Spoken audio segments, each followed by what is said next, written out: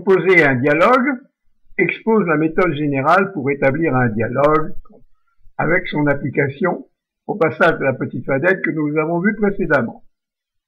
Un dialogue, c'est un ensemble d'échanges. Dans l'exemple qui suit, on a un échange à plusieurs tours de parole. Le dialogue peut faire intervenir plusieurs types de stratégies argumentatives, qui sont la polémique ou la didactique et la dialectique, selon que l'on veuille persuader, apprendre quelque chose ou discuter. On peut d'ailleurs mélanger les genres. Dans notre cas, l'épouse veut connaître l'opinion de son mari. On est donc en didactique. Il faut également tenir compte des deux fonctions du dialogue, établir une transaction et maintenir une relation entre les participants.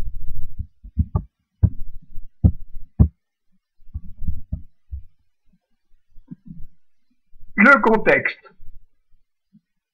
Le contexte, ce sont les participants, le cadre spatial et temporel, l'objectif, le ton. Alors, les participants, leur rôle, ici, c'est époux et épouse. Le cadre, c'est l'intérieur, on est à la fin du repas de midi. L'objectif, c'est le but global de l'échange, elle veut connaître le point de vue de son mari. Le ton, ici, il est familier. Le dialogue, on distingue les interactions à but transactionnel. Elles servent à réaliser un objectif et forment le corps du dialogue.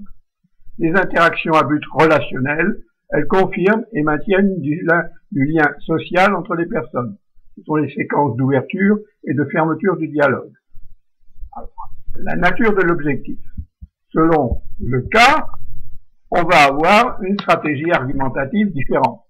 Ignorance des deux, dialectique, ignorance de l'un, didactique, chacun a la vérité, polémique. Comme elle veut connaître le point de vue de son mari, on est dans une nature didactique de dialogue du style enquête.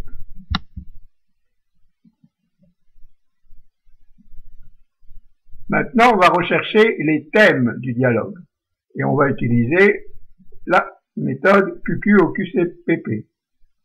Alors, quel est le sujet? C'est avoir un enfant. C'est quoi? C'est vouloir un enfant, engendrer, mettre au monde, nourrir, élever, utiliser. Qui est concerné? L'époux et l'épouse.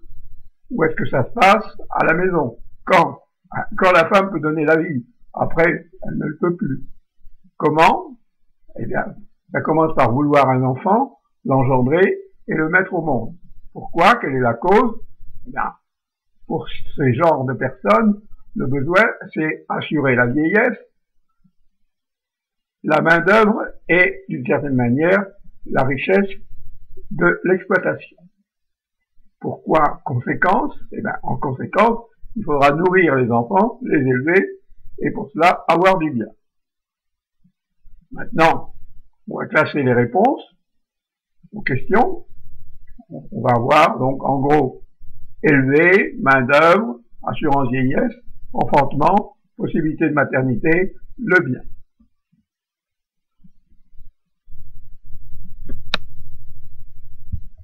On va classer les thèmes, on va choisir comme critère le temps. Enfantement, c'est immédiat. Le bien, c'est immédiat puisque on travaille sur l'exploitation. Élever, c'est une action longue, ça va de l'immédiat à l'avenir. La possibilité de maternité, c'est temporaire. La main-d'œuvre, c'est pour l'avenir. Les enfants viendront donner un coup de main plus tard. L'assurance vieillesse, c'est l'avenir. Maintenant, il faut faire la progression des thèmes pour organiser le dialogue. Quelle va être la suite des arguments que l'on va donner? Alors, en fait, ce qu'elle veut savoir à la fin, si c'est la question de l'enfantement. Sera-t-il possible? Donc, on le met à la fin, puisque c'est la conclusion à laquelle elle veut arriver. On va commencer par des choses plus générales, plus d'avenir. On commence par la main-d'œuvre. Bon, la main-d'œuvre, le bien, lui, immédiat, mais la durée, l'assurance vieillesse, élevé, possibilité de maternité, et enfin l'enfantement. Une fois cette progression faite, on va faire la mise en parole.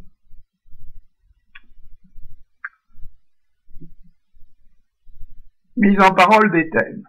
Bon, main d'œuvre à venir, on trouve un prétexte, des foins à cette personne, puisque main d'œuvre c'est une personne, donc on a un sujet sur le nombre de personnes à faire les foins. Le bien, c'est l'immédiat, on a dit bien, bon, il faut l'entretenir. Assurance vieillesse à venir, le patrimoine peut ne pas suffire, c'est nos enfants qui nous soutiendront. Élever, c'est une action longue, de l'immédiat à venir, c'est long d'élever, mais c'est du capital. Possibilité de maternité, c'est temporaire, si on veut des enfants, il faut faire vite, elle vieillit. Franchement, c'est immédiat.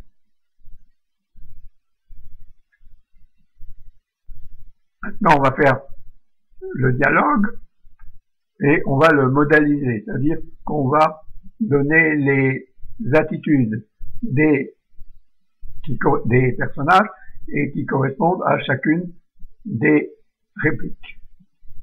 Alors, ouverture. Les époux Barbeau finissent leur repas de midi, elle veut en avoir le cœur net, est-il opposé à un nouvel enfant? Alors, pour les foins, tu as cette personne, dit-elle intéressée? Voilà la modalisation. Oui, les voisins à 2, et moi, ça fait 3 pour la parcelle de la source.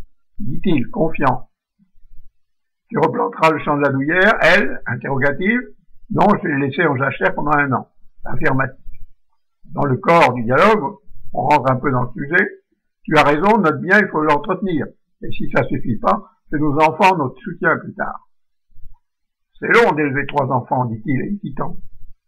Mais c'est du capital, les enfants, rétorque-t-elle. Elle n'est pas d'accord. D'ailleurs, si on en veut, faut faire vite, car vieillit. Il y aura un temps où plus d'enfants. Tu en penses quoi? J'ai pas d'avis. On va clore le dialogue maintenant, fermeture. Lui prend un prétexte. Je sors changer la litière du cheval, s'apprête. Ne voulant pas continuer sur le sujet, il se lève et sort. Elle sait maintenant qu'il n'est pas d'accord pour avoir un nouvel enfant. On procède au dialogue. Alors, vous pouvez lire. Il y a quelques nuances par rapport à ce qui a été fait précédemment. On n'a pas forcément indiqué des attitudes pour les premières, mais ensuite, c'est par l'intermédiaire des incises, c'est-à-dire des verbes qui indiquent qui parle, que l'on met quelques sentiments. Le premier, ça va être hasarda-t-il. Ensuite, elle assène une réponse. Et on continue.